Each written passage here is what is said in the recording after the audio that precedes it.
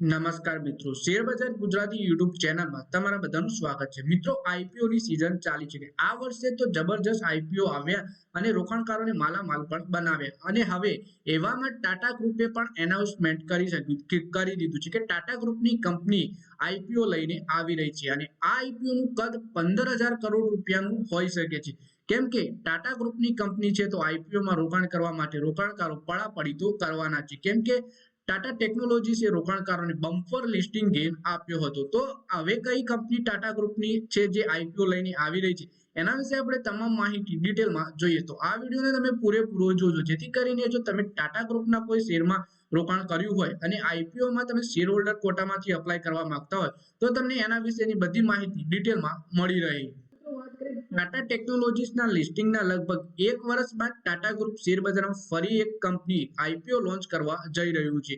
ટાટા ગ્રુપની flagship financial service unit Tata કેપિટલના IPO માટેની તૈયારીઓ શરૂ થઈ ગઈ છે.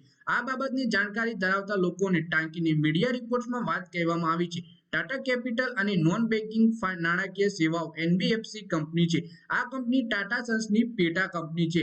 એટલે કે ટાટા ટેકનોલોજીસના 1 વર્ષ બાદ લિસ્ટિંગના ટાટા કેપિટલના આઈપીઓની તૈયારીઓ ચાલુ થઈ ગઈ છે. અને આ એક એનબીએફસી કંપની છે અને ટાટા સન્સની પેટા કંપની છે. આ મીડિયા રિપોર્ટ્સ મુજબ ટાટા કેપિટલના આઈપીઓ પર કામ શરૂ થઈ ગયું છે. જોકે આઈપીઓ કેટલો હશે તે હાલમાં નક્કી થયું નથી, પરંતુ એવી અટકળો લગાવવામાં આવી રહી છે કે આઈપીઓ 15,000 કરોડ રૂપિયા સુધીનો લાવવાની તૈયારીઓ થઈ રહી છે.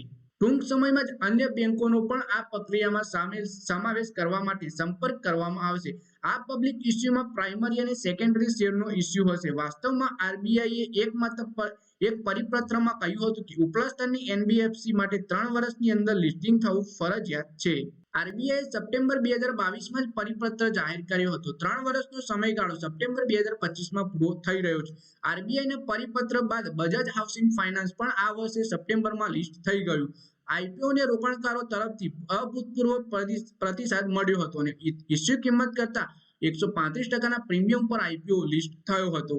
જૂનમાં જ ટાટા મોટર્સ, ટાટા કેપિટલ અને ટાટા મોટર્સ ફાઇનાન્સ લિમિટેડના બોર્ડ સભ્યો એનસીએલટી સ્કીમને હેઠળ મર્જરને મંજૂરી આપી હતી.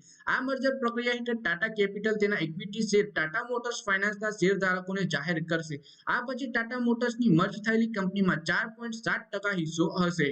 તો મિત્રો, આ વિડીયોમાં વાત કરીએ આપણે ટાટા કેપિટલના આઈપીઓની તૈયારી થઈ રહી છે તેના વિશે. અને આવનારા વર્ષમાં આપણને આ આઈપીઓ જોવા મળી જવાનો છે. 15,000 કરોડ સુધીનો આઈપીઓ હોઈ શકે એવું એક્સપર્ટ જણાવી રહ્યા છે. તો મિત્રો, આ વિડીયોમાં બસ આટલું જ. હવે મળીએ આવનારા વિડીયોમાં. ત્યાં સુધી વિડીયોમાં લાઈક કરો, કોમેન્ટ કરો અને વિડીયો પોતાના મિત્રો સાથે ફેસબુક, ઇન્સ્ટાગ્રામ, વોટ્સએપ બધી જગ્યાએ શેર કરો. શેર બજારની આવી જ માહિતી ગુજરાતીમાં જોવા માટે તમે ચેનલને સબસ્ક્રાઇબ કરી ઘંટડી પર દબાવી દેજો.